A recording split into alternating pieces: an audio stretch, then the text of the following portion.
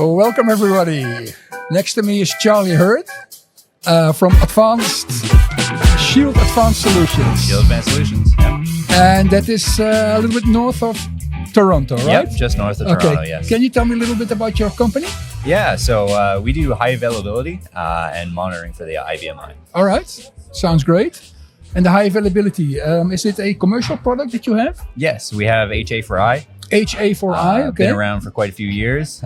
My dad, Chris Hurd, was the one who wrote HA4i, and that's been his main bread and butter for quite a few years now. All right. And quite recently, we've pushed into the monitoring space. Okay. Yeah. And monitoring, can you tell us a little bit about that? Yep. So we wanted to be able to monitor what's going on the IBM, but use something off platform.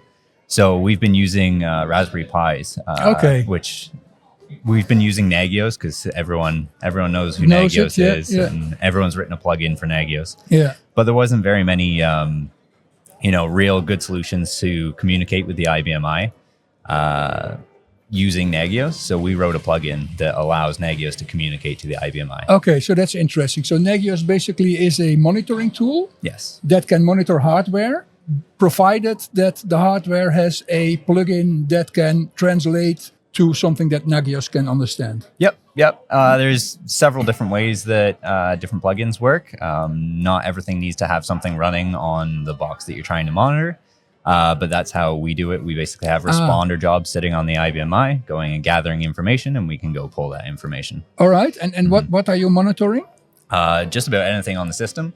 We're up to 186 different check commands. Wow. And the check commands are like the questions that you can ask the system. Okay. So we've been basically snowballing, just developing all these different questions so we can monitor just about anything on the IBM these days. Okay, that sounds fantastic. So I have stuff when we build, for example, REST services and they go haywire, right? Mm-hmm. They pull a lot of CPU for a long time. Yep. And then at some point people say, yeah, the system is getting a little bit slow.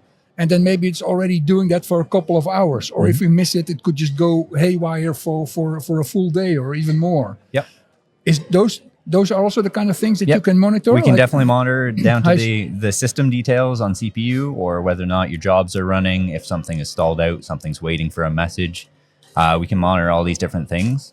And then we've actually taken it one step further. We always drew a line in the sand that we were going to monitor and notify, but we weren't going to take any action. Okay, yeah. We've officially turned around and decided to use Ansible to go and take actions to try and remedy some of the issues that we're finding on the system. And then can you give an example of what it can do? Yeah, so very, very simple example. If I'm looking for jobs, let's say EM4i, I know there's 4 jobs that need to be running on the system. Okay. If I'm finding out that these jobs are not running on the system, what I can do is call an Ansible playbook that will then go and restart the EM4i jobs. Okay. Yeah. All right. So that is, and then if it happens again, if it happens 3 or 4 times, is there some kind of threshold that you then go alert somebody? Or? Yes, you can always do escalations. Nagios is actually quite good at using historical data to do escalations. Okay. But that's more the Nagios side of things. We're just a plugin into Nagios. All right. And then for the UI, what does that look like? Is it a web interface, or is it a green screen, or you don't have an UI at all? So it depends what route you want to take. Nagios XI is the paid version of Nagios. Okay. And we're just a plugin into that. We provide a wizard, so it will basically walk you through installing the IBM and how to monitor it. But we also provide a free open source version of Nagios, which is Nagios Core.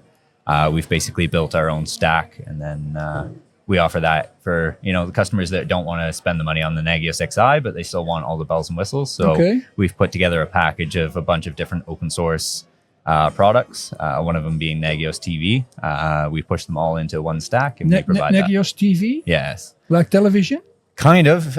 Basically, it was written to be a display. Imagine in your office, you have a display up in the corner and always has all your alerts, what's going on. It's dashboard kind of thing. Yeah, and it gives you audio and visual alerts. So like it flashes red and it will actually yell at you if something's going on. Okay, so that is extremely interesting. So now I want to know a little bit more. What do we do? How do you mean? What do you want? What do you want to know? How can I can I get a test installation, or how does it work? Yep, we can always do where can I buy this beautiful stuff? We can always do a proof of concept. Okay. Very easy to do. We sell AAG and NG4i, the pair of them together, as a subscription base, a monthly nice. subscription base. So it's nice and easy to get into or try. And depending what you want to do, if you already have an Agios XI instance, we can just plug into that and go from there. If you don't have anything at all, we can actually ship you a pre-configured Raspberry Pi. So it will come, with Nagios on it, with all your systems. We set everything up, and we'll just ship it to you. All right. Plug and play. Yeah. So basically, you asked me a little bit, a couple of network questions. What's my DHCP server? Things like that. Exactly. You tap that in. I plug it into my network, and away she goes. It's okay. Yeah. Wonderful. Yeah. That sounds like a great solution, Charlie. Yeah. Are you also tinkering on that? Yep. Okay. We're always moving forward with that. That's kind of our main point that we're working on these days. But and we don't just have the AAG product. There's also EM4i, which is message monitoring. Okay. That's picking up messages from message queues and job logs. All right. And basically filtering out what you don't want to see and sending you what you do want to see. And it allows you to respond remotely from your phone, so you don't have to sign into your VPN to get to your messages. Okay, wonderful. Yeah. All right, that sounds great. So we have your company on the screen at the moment, so people can click. All right. Okay. Thanks for your time, and we will see you online. Perfect. All Thank right. you very much for your time.